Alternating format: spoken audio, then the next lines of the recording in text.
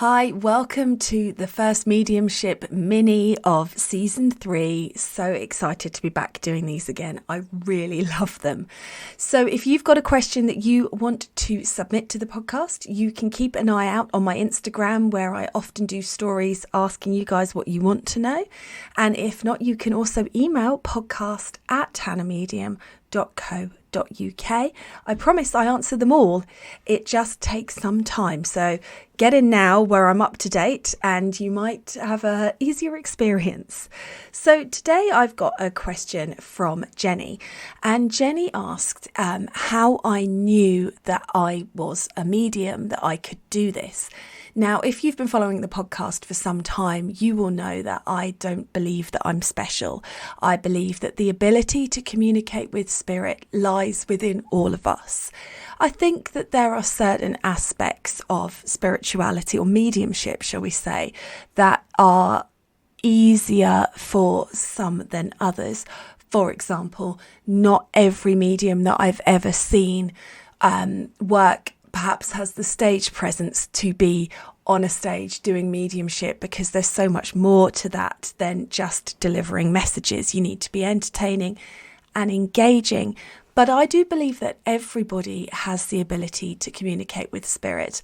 And the only reason that anyone has ever said that we haven't is for money and power. If I tell you that I can do something, it makes me look very, very special, doesn't it? If I tell you that we can all do it, then what does that make me? Why would you come to me? And that is the problem I think that we are facing again and again and again. And it's become such an indoctrinated idea in society that it causes problems. It causes disconnection from spirit from people, where it would just be available to all. So I have a real problem with that. Anyway, gone down a rabbit hole there, Jenny.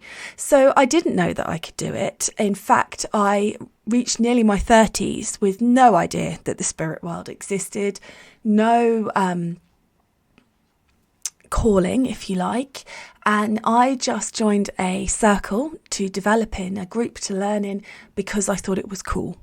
Because a friend of mine got my grandfather through for me in such a profound and unexpected way that it changed my life. And then I was lucky because she took me under her wing and took me on a journey with her. But it wasn't, it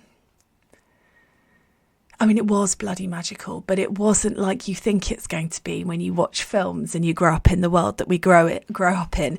It was just very simple and very easy. And always through my journey, I have thought, when I look back, if I knew then what I know now about what Spirit's plan for me was and where I was going to go and what my own soul was going to call me to do, then I would probably have chickened out and run away. So it's always, I think, subtler and gentler than we think it's going to be. It's always our choosing of it and us stepping up for it and spirit responding. So if you are interested in it, that is your calling.